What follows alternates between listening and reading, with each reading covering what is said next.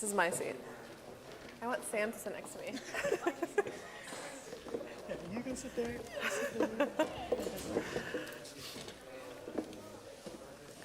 All right, we got 35 minutes, peeps. Great. Real elevator pitch. Hi, everyone. Thanks again for being here. This is our final panel of the day.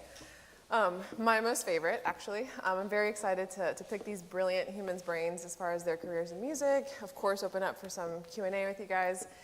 So I want to start with Sam, and I've purposely picked just brilliant, awesome people in various industries and capacities. Can you give us just a quick who you are, what you do, and how we got into Shires? Yeah. My name is Samantha Lane. I'm the director of the Shires company. So that means that I'm responsible for kind of taking the vision of what we want this company and this brand to be and seeing it through to fruition. So that encompasses sales for the US and international markets, working directly with customers, working with music stores, working with distributors in a larger sense. That includes marketing and branding. It includes R&D, so like I was saying, I was all excited about this contrabass trombone that we're going to do. Coming up with the direction of what's next for the company. My background is all in performance as a trumpet player, and my bachelor's and master's are in performance. And it wasn't until I got out of school and looked for additional ways to make money that I found this side of the industry and loved it, mostly because I loved working with people. And I loved working with musicians and thought that I could make a bigger impact being able to help people find their voice through their instrument than from me playing necessarily. So for me, that was a really rewarding thing. But now I love this whole side of the business, and I wake up every morning excited to start the day. So that's my elevator pitch. Yeah, and she travels the world with Joe Alessi, so no big deal. Super cash. And Nick, can you share with us, without kicking the mic, the side of the business with Maniacal and the logisticking, the financials, that business side that you acquired as a chamber musician? Yes, in terms of all of the administrative things and logistics and finances, that was my responsibility with Maniacal 4. A lot of that included contract negotiation as well, and a lot of driving the car and booking the hotels and stuff like that. But that was definitely my responsibility in the Maniacal 4. I wasn't a composer or arranger for the group, and that was my job. Did I answer that correctly? Yeah, that's great. Okay. And Ricardo, can you shine a light a little bit on the business of composition and also like starting as an instrumentalist and transitioning into this space as well as you've done? Like, what was that like? So, I just want to say something that I don't know if you know Ian Bausfield. He was principal trombone of Vienna Philharmonic. And among other things, I've liked to do interviews. I like online interviews for people. And he once said that the musician nowadays needs to be a Renaissance musician. So you need to do everything. So everything is connected. So in that sense, I started as a trombone player, but I also studied composition. And they helped me, you know, these both realities helped each other. So, for instance, most of my repertoire that is played all over the world is for trombone, or trombone is involved, and that has a lot to do with the fact that I was related to the trombone world. So, for anybody who studies composition, studies trombone or any other instrument, I think it would be nice for them to explore other areas, and I'm sure they will help in their career, like arranging, it can be composing or organizing, anything. Yeah, thank you so much. And Greg, can you give us a little just inside scoop on how you kind of got to this point running your own organization and putting your name on your things? I was a music education major and graduated from Appalachian State as a trumpet player, and moved to New York in 1983, and my money was running out in New York, so I needed a job. So I took a job at making muffins in a bakery from 11 at night till 7 in the morning. So I said, this is too much. So I just put on a tie and a coat, and I went into Giarnelli's. And I said, do you have any jobs available? So Mr. Giarnelli's nephew, Ralph Barbera, took me through the shop, showed me the shop, showed me around the shop. And the last door he opened up was the polishing room. And I think I talked about previously, we call it like a therapy room because it's noisy, it's loud. You put on earbuds or whatever and concentrate. It was just dust flying everywhere. So he opened up the door and he thought I was going to say no to his proposal. He said, "You'll have to do this and you'll start Monday making $3.25 an hour." I said, "I'll take it." I took it. And at that time, I just started making sanding mouthpieces, buffing mouthpieces, plating mouthpieces. At that time, John Stork was there, many great craftsmen were there. And just a long story short, John Stork left and they put me at head of the mouthpiece department. And, the rest is kind of, where I am today. So I just say, work hard. You never know what opportunity is going to come your way and just be persistent with it. Don't give up on your dream. And even though I wanted to play trumpet, I did play trumpet in New York, but more like, some Latin gigs and lead stuff. But it was, like Sam said, I enjoy working with musicians. It's great working with my hands and seeing the end product and making customers happy with the product. So I know exactly what she's referring to. So it's good. That's so cool, Greg. Thank you for sharing that. I realized that I hadn't introduced myself today. So I am Karen. I'm a multi-passionate entrepreneur. I own 3 businesses across 3 different industries, but my baby is Karen Kapitas Agency, where I've been in business for the last 8 years, and I get to serve and empower musicians to do whatever they want with their careers through branding and marketing, which encompasses social media, photography, video, web design, all the things, artist management as well. I represent a couple of artists and contract negotiations, the financials, everything. And my passion is actually trombones because I'm a nerd, and trombone days are like my jam. So I love event planning. I love working with incredible people, and it's just a huge blessing. My background is in classical saxophone. I went to the Boston Conservatory. I also went to Interlochen for high school and grew up in Miami, Florida, first generation Latina. So it's just been amazing to just kind of see the road of entrepreneurship and music business. When I graduated, it was 2012, 2013, when Instagram became a thing. And I was at the time running my own orchestra and trying to work also at the Boston Symphony, and I realized that classical music and musicians were incredibly inaccessible. It was at the time where the symphony orchestra was declining. I mean, it's been declining for 50 years, but it was like real bad at that time. And it was incredible to work and run a small nonprofit. It was a $500,000 orchestra budget, and then go to the Boston Symphony down the street and work with a $98 million yearly budget. And just really seeing that gap in the industry and really recognizing that we're all people. Joe is a person. Everybody here is a person. And in music school, we have unfortunately just put these people in pedestals. And I really wanted to disrupt that and empower other folks to do the same. As we all know, conservatory training in classical music sometimes can be a little bit not good for your mental, physical, and spiritual health, hence why Body, Mind, Spirit exists. So it's just been an amazing journey into also becoming a life coach and business coach. I specialize in emotional intelligence and the Enneagram. So not only is it about career development, but also personal development. Because I recognized early on in my own personal career, having gained 100 pounds, be wildly unhealthy, that your worth and value is not contingent on your career. So that's just been incredible to be in spaces like this. And I would have never imagined, even if I was the best saxophonist in the world, that I would share a stage or do things with folks like this, with Joe, with all the people that I get to work with. So I just want to encourage anybody out there feeling like what you want to do doesn't exist, create it. It's really, really amazing. And I think everybody here has done that. It's weird to talk about myself. Thank you for sharing. Thank you for sharing. Thanks. So whoever wants to answer, I'm curious, what was a pivotal moment in your career? Something that you really remember that just kind of brought you to where you are today? Our company went through a bankruptcy.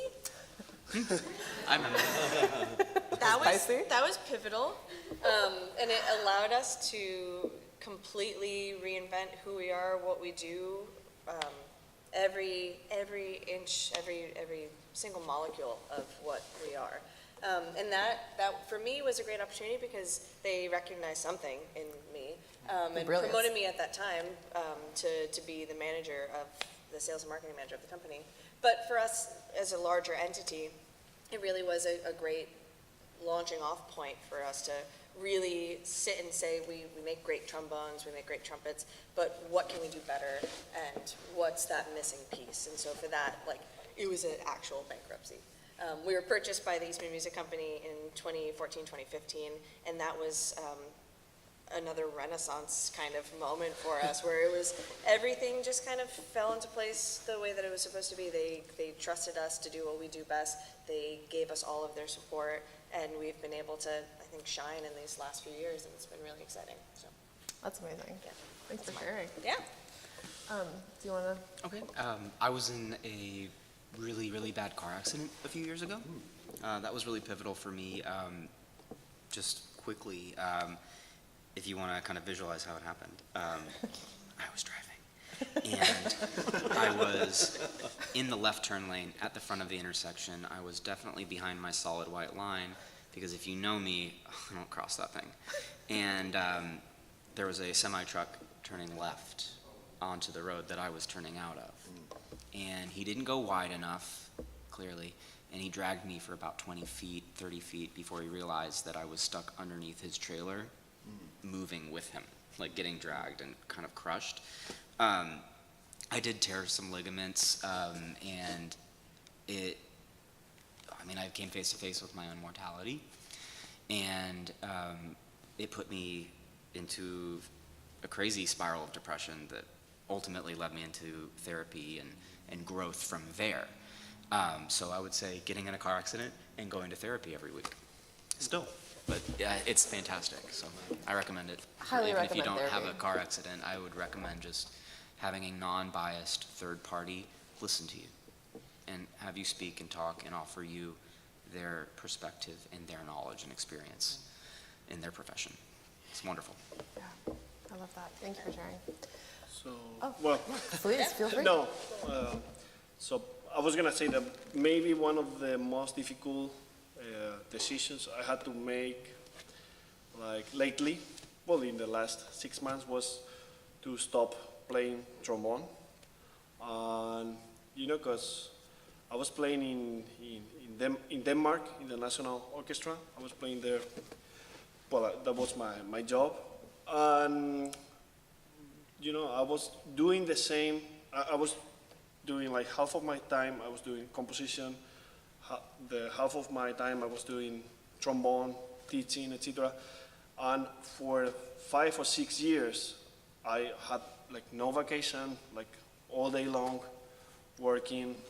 Let's say a lot of stress. I enjoyed it, but at some point I just got to a point that I burned. Absolutely. So I remember the last summer, I was, almost about taking a year off, and I just got an email that helped me to take the decision to, I think this is working, so I'm gonna go only this path. I got an email by the LA Philharmonic administration. They saying that they were going to do concerts again in the Hollywood Bowl, and that they had heard that I had a fanfare for orchestra, that they wanted to start those concerts with that piece. So I said, this is like incredibly, I had never thought that could be possible, so I said, let's take this road, and then we'll see if it goes wrong. You have other possibilities to do it, but so that was the moment I decided, okay, I'm just gonna abandon something that I really love, which is trombone, but I think I do it for my own health and also for the good of my career. So that was Yeah. Thank you for sharing that. Greg, do you want to share something? I would think kind of a combination, being in New York for so long, and we decided to move back as a family family decision, move back to North Carolina in 2014. It's kind of hard to live when I left home to go to college when I was 17. So I really had lived in New York longer than I had lived at home. Yeah. So things had changed a lot in the hometown we moved back to. My dad was a band director, so strong roots there. But to move your business from New York or New Jersey area back to North Carolina, not knowing what's going to happen with that move, because that's where the network of I was doing worldwide work then, but moving back to North Carolina, you don't know what's going to happen. So taking a chance on that move was hard. But thinking about the past 2 years of COVID, which everybody dealt with, it was a point of like restructuring, having, we talked previously in the other panel about having more people come on board, in essence, asking for help, you know, not trying to be a Superman and do everything yourself, which never, you know, you can do it, but you'll wear yourself out. The stress, you know, the trying to manage every little aspect. You have to relegate things to people who you trust and can do the job. So I think for me, the past 2 years have been a very positive move. With everything else going on, people say, well, how'd you do during the pandemic? We didn't want to say good, but we got manufacturing issues straightened out because it was either we're going to keep going or we're going to sink. Mm-hmm. So we used that time to basically lock the doors, restructure, and here we are. I mean, so we're basically on an upward path. So just you know, you never know what's going to come your way, but just keep working. Yeah, that's so great. I wanted to ask anybody, what about your musicianship prepared you to be excellent at what you currently do?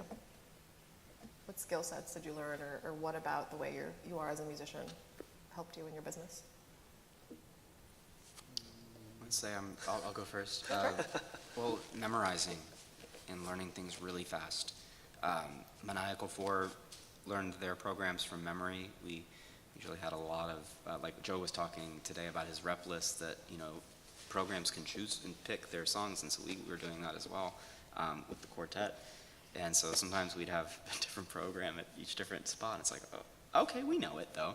But that was because we trained that way. When we learned, we would show up with our parts memorized for rehearsal. So like when we came together for rehearsal, it counted. And it's the same thing with Toby. When I show up on show day, even if we haven't played all winter long, we just played the rodeo last week, I just show up and make sure I still remembered all my stuff. If Toby decides that he wants to release a song that day, we have to write parts and learn them. There's no stands on stage. So I really think that having that memory is key as a performer. Yeah, love that. Well, I mean, in my case, since what I do is basically composing, it's great to know what the performer needs. Like, for example, you know that they need a certain time to prepare a piece, so you don't submit the piece 1 week before.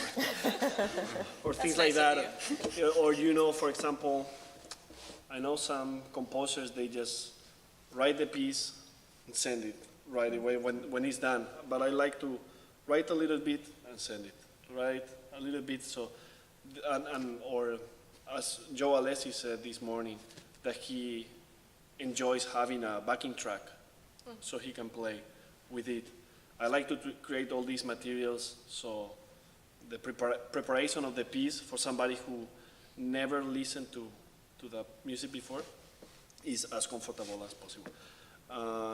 Yeah, and apart from that, I was gonna say that in my organizing aspect, because I organize a brass festival in Spain, the fact that I know a little bit how musicians work and that they need breaks, they need rests, that you cannot put like 12 hours straight. So breaks are very important, and the way that when they come to the festival, they need to rest first because they probably tired from all these little things. I think that's that helped me in my career. Yeah, I love that. I'm not the level of player that these people are, but I was a good trumpet player. But how I would say discipline. I think the discipline that it takes for you to reach the maximum in your craft is, you can't be paid for all of that practice time that you put in. You can't. So our son is in flight school right now in Georgia. So when we took a tour of the campus, and I'll be short, we took a tour of the campus, and someone said, you never know, You never you never know who your boss is going to be, or who your flight engineer or your first pilot's going to be.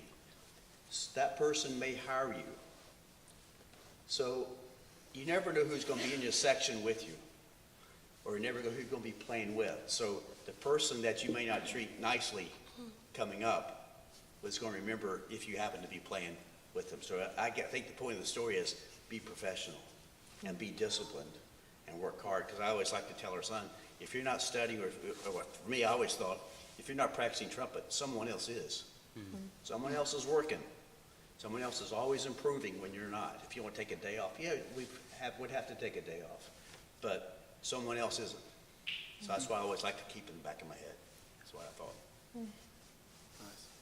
For me, it usually always comes back to people and connections, I guess. So with performing and being in school for music and freelancing, like up and down throughout New England, it was always about the people that I met. And even me working at Shires came from me as a young student volunteering to help at the Shires booth at a trumpet day. It's like, this is cool, and getting to meet people. And so all of that, I would say, probably the primary reason that I do what I do and why I've been successful at it is because I really appreciate getting to know people and expanding my network, and then helping others with their network too. So for me, that's something that I learned through music school and playing with so many people and getting to know so many people at music festivals and summer camps and orchestras and things. So that's always been really important. And to your point, those connections, I mean, they matter, and treat people professionally and be your true self with them to the best of your ability, and that will come back to you tenfold. So. Yeah, I have a cool story. So I think it's cool. I met Sam in 2018 at a trombone day. Did not know who she was, but there was this boss lady running Shires, and I'm like, ooh, who is she? And then I had a mic, and I was supposed to go interview her. She was 9 months pregnant, was slamming a burrito, and I was like, I have 5 seconds, I gotta get this. I was like, Sam, we gotta go now. I hadn't even met her. Let me put my fork down. Yeah, she put her fork down, I put a mic in her face, and it was magic. And I was like, oh, you're cool, yay, bye. And then I left. And then a few years later, I don't even know how we reconnected, the pandemic, but it's been incredible to just see how even those short interactions, and you just never know who you're gonna partner with. And now, we text every day, and we're here together, and we're gonna travel the world. Anyway, but it's just like really exciting, because you just really, truly never know what that's gonna look like. And again, like I said, like as a saxophonist, there's no reason why I would be in a room full of trombonists. So just keep your options open. And I wanted to share for me, like as a musician, I always was very ambitious and vulnerable. And I really, with my music making, and I really wanted to disrupt things and to create things that didn't exist. As a saxophonist, our repertoire is very limited sometimes, unfortunately. So I was robbing a lot of Bach and just other types of music, and that just kind of really made me very creative in my programming and just the way that I showed up. And I feel like that's just translated into like, oh, this doesn't exist, let's build it. Or like, oh, this is a thing that would be kind of cool, let's try it. And there's this childlike curiosity that the older you get, you kind of start to lose. And I want to just encourage everybody to not lose that. Don't lose that inner child that gets really excited about concerts or really excited about meeting, cool people. Because that also is what we all use in our work right now. That like, ooh, let's try that. Let's just try weird mouthpieces or all the things that people need. Like that's just so awesome. Mouthpieces are just. Well, you were sharing about like different yeah. But anyway, I wanted to open it up for some questions. We have some time. Any questions? Ben. Over there. Ben.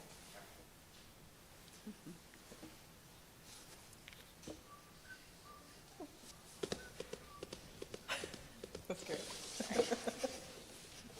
Anybody know any good jokes? Sorry. All right, so for the composer, when you have a piece commissioned, I know there's like a musical side, but when someone commissions you to write a piece, what is like the business, like legal side of it like for you? Like what's that process? That's a good question. Because I had like very bad experiences in the past regarding the lack of contracts and legal stuff, because especially when a friend or somebody you think is a friend commissions you a piece, there must be at least something written on a paper, because it happened to me twice that people that now I have a great relationship with them, but we were friends and so on, but you come to an understanding that you're gonna write a piece for certain amount of money, and then it comes to the point you submit the piece, and then the person stop answering. And that happened in my college day, let's say when I was 20 years old. So the first aspect is just being able to have everything on paper. There are a few things that you need to take in mind. So, for example, from my side, I don't care about the minutes. Like a lot of composers, they just calculate the minutes and calculate. I just do a range of the minutes that I'm gonna write. I usually am quite generous. I write more. It's not the main thing. And something very important for me is the deposit. Why? Because composers, when they write something, the composing process can last like 3 months, for example. So imagine that you start writing something on January 1st, and for 3 months you are getting no salary, let's say. So it's important, if you are talking to an institution or an individual, that this is clear, that there's a certain percentage that is a deposit, so that if something goes wrong, you can get part of your work back. Or the same, if I kind of finish the piece, I can just give that money back. Also, exclusivity, that's a very important issue, because some orchestras, they might need the piece only for themselves. And that means that you'll never make any profit out of that piece any longer. So that, of course, would increase the price.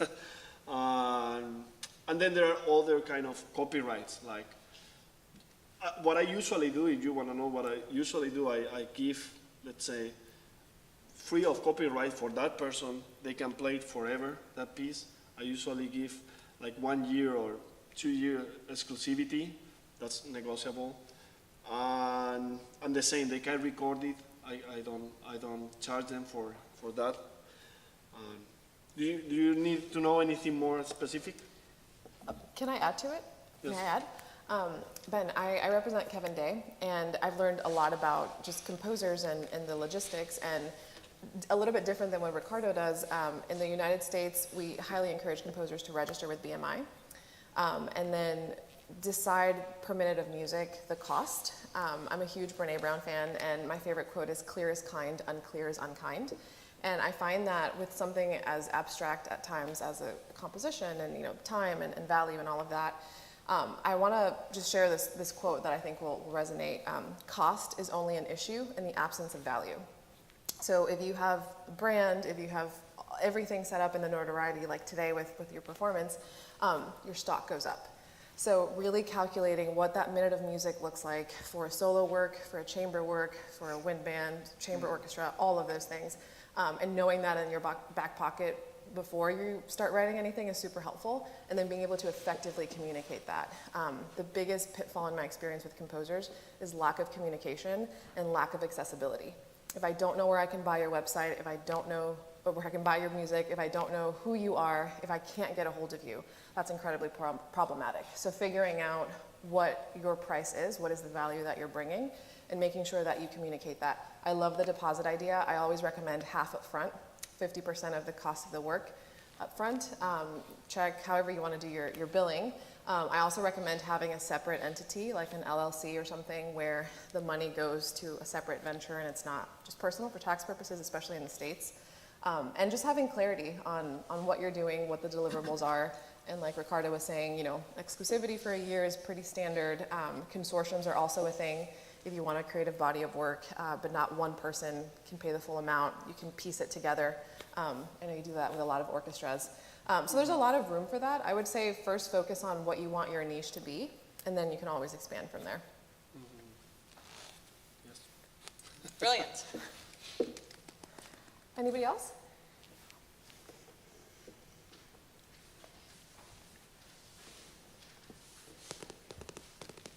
As a commercial musician, do you recommend joining a union, and what are the benefits to joining one?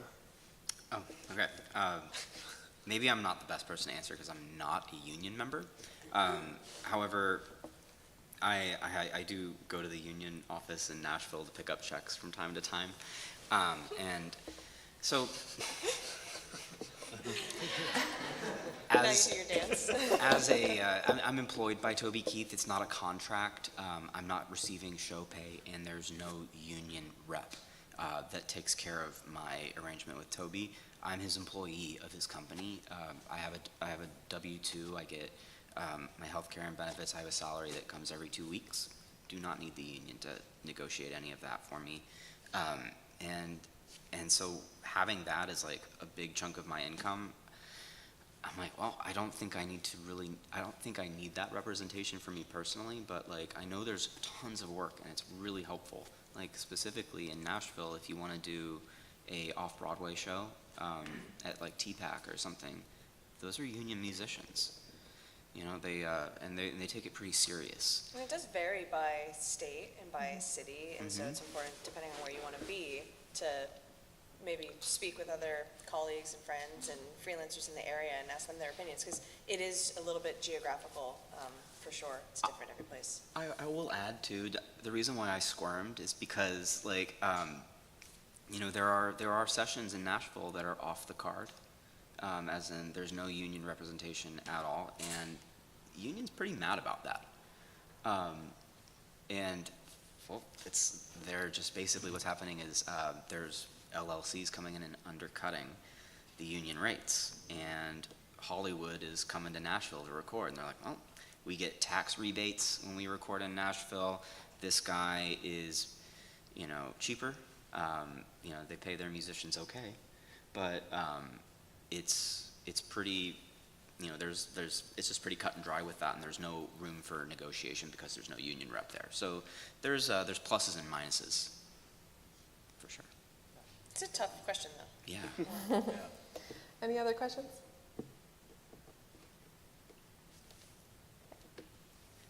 John Michael. So I don't think I need to say for anyone here that music is a very vast industry. Like there's 5 of you up there and all of you do rather vastly different things. So something I've experienced here in my years at Southern is I'm a music ed major, so you know, I get to go through all these methods classes and stuff. I got to play the French horn, the trumpet, got subjected to playing the flute. You know, there's a lot of stuff that we do, and it's very easy to like get excited and want to like jump into everything. Like we just started a composition class here, and I've never done anything like that, but I was like, man, that could be cool. How do you like manage jumping into all these new exciting worlds, but not like obviously my main thing's still trombone. That's what I mainly want to do, at least right now. So how do you like kind of manage so much information, so much to do? Wow. Can I go first? Yeah. Because I'm gonna forget my answer. I'm a perfectionist and I'm really mean to myself, so I have to take proper precautions. But there's a perspective that I really like to do. Just it doesn't matter if it's playing or just going into a new room with new people and sitting on a panel.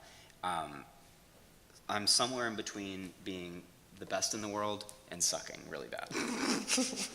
But what I know is like this might be where I'm at, and this might be where I can see myself. Okay, and it's my job to just kind of chisel away. It may not be that far, all right? Like if this is my trombone playing and this is what I can hear, I'm gonna work on this. This isn't that bad. I don't have to start down here. But what I don't about your have to start cooking over. skills? All the way at the bottom. Start low. But here's the really cool thing, and something that really helps keep me going is when I am working at anything and I'm getting closer and closer to what I can hear or what I can conceive, boop. It's like, oh, okay. My world just got rocked. My perspective has shifted. I know more. I hear more. My ears are growing, you know, and then I get to work on it some more. And it's like, okay, I'm not a perfect person, I'm not a perfect trombonist, I'm not the best performer in the world, but there is plenty to offer, okay? And I don't have anything to prove. So that's something that I have to continually tell myself. Yeah. And- Okay. Oh, no, I was just saying that. I would say one of the lessons that I keep learning over and over is the value of falling in love with the process. It really is about the process. It's not so much about the destination, it's not so much about the goal, it's about the person you become in that quest. And you get to keep that. You might not get tenure, you might not get the job, you might get fired, you might not like your dream job. Like Jeremy Wilson was like, I don't want to play in Vienna, and now it's like, oh my gosh, okay. But you get to keep the person you become in the pursuit of that mastery and that passion and that excellence, and that is such a gift, because as musicians we all know that it's a lifelong process. You're never going to arrive, and I take that same approach in all of my creative pursuits, where it's like, let's try it, let's see what happens. And also, in my meditation and in my quiet time and all of that, I ask for discernment from the universe, energy, whatever you believe in. Like, tell me what to do. Tell me what's going on. And I find that in that kind of like spiritual meditative practice, it's really about being quiet and really making sure that the whole person is taken care of. And anytime I do something for the wrong reasons, it's never fulfilling. I might be good at it and I might be successful, but it's not fulfilling. And I've been blessed enough to work with literally the best in the world, and it was really soul crushing to see that sometimes that's not enough, and that, you know, being in the top 5 can feel like velvet handcuffs if you don't love yourself, if you don't feel fulfilled by what you do. So I would say, in pursuit of mastery, also pursue fulfillment. I would say I'm a lot like Nick in terms of being extremely hard on myself. I think that comes from people with probably a lot of drive. You can beat up on yourself, but I'm 62 years old, so I don't think I'm going to, every day is a new day. You're going to learn something new today. You wake up and you're not going to know what's coming your way in your different classes. Something within each of those things you're learning is going to help you. It's going to help you. You might not know it right away, but something's going to click. And just keep your eyes open and learn. Learn from each day. That's what I would say. Thank you all. We got time for one more. Any question? Yeah, okay. I don't think I get anything from geometry. Me either. Well, you probably do that. Yeah, probably. Yeah, you probably do. All right, so my question is for Sam. So I'm very interested in, well, everything about the horn, but I'm really interested in gear, as any of my colleagues can tell you, because I won't shut up about it. But what do you think the next steps are for Shires as far as, technological advancements, trying to, I know you guys are developing, contras and stuff like that, which is a great step because there's like 4 of them. There's like 4 people that make them. So, but as far as things like that go, pursuing, always trying to make what we do better, where do you think that is going to take the company and really the entire world of instrument manufacturing? That's an awesome question. Right now, we bought a new building, a new factory in after the bankruptcy kind of happened, in really 2016. It was the same size as our old factory. It was about 12,000 square feet. We knew we were going to have to, at some point, grow and expand and do more. And that came real quick. We're actually finishing the expansion now. We're adding 8,000 more square feet of manufacturing space. And that'll be done this spring. We're going to have Shires Palooza in August. Everybody can come. It's going to be a total blast. Lots of artists. I'm going to do food trucks. It's going to be a thing, concerts, whatever. But so anyway, so to your question, we're investing in this additional manufacturing facility so that we can do more. So Contra's on the docket. We're adding French horn. We're going to be doing a tuba. So this little trombone company that started in Steve's basement 25 years ago is now becoming a world-class brass manufacturing facility. And from there also, this Q-Series line has been absolutely incredible because now we can work with players from all over the world. It's this global manufacturing process has been incredible for us because we're working with our colleagues in our factory and workshops in China, in California. We have distribution in Asia, Australia, Europe. It's really completely changed the global perspective for what we do. And it's made us really look inward at ourselves about how can we improve and make sure that everybody has the same experience throughout the globe. But also, like, what do people want? And let that drive what we're doing. So we're gearing up right now for some pretty awesome stuff in the next, I would say, not even like 3 to 5 years, like next couple of years. And we're just really excited that everybody's so excited to be part of the ride with us. So we have lots of goals. If I showed you our R&D planning, like, portfolio, it's like 15 pages of models with all SKUs and everything like figured out for the next 10 years, but we're going through it pretty quick. So we're just a bunch of geeks. We just love brass instruments and we love working with players. So if anybody's interested in a career in manufacturing, building instruments, anything like this, come chat with me, let me know. I mean, we're always happy to see this world expanding. I know Greg feels the same way. Absolutely. People getting into this side of it, it's a really rewarding experience. If you're into the sales and the marketing and the business side, happy to chat too. I'll give you my email address. But yeah, it's really, I came to Shires because I fell in love with the trumpet as a player, and then I started working for the company, and I fell even deeper in love. So I'm glad that other people get to have that experience with it too. Thank you. Thank you.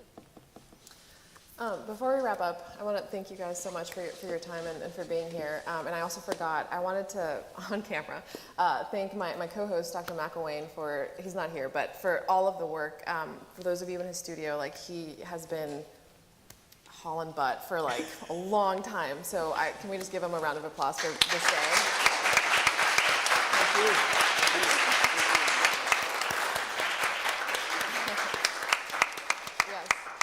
So we're gonna be done for the day, and then the next part is the orchestra concert. For those of you that registered, if you do not have an orchestra ticket, please come see me. And for the rest of you, we'll see you tonight at the orchestra concert in about an hour, 2 hours? What is time? 5:30. 5:30. What is time? I don't 8 know. o'clock. What time's the concert, y'all? When is it? 2 hours? Thanks, Caleb. Thanks, Got Caleb. you. 2 free hours. Thank you, guys. We'd be nowhere without Caleb. Yeah, truly. Going to the hotel? Or no? Would you like to go?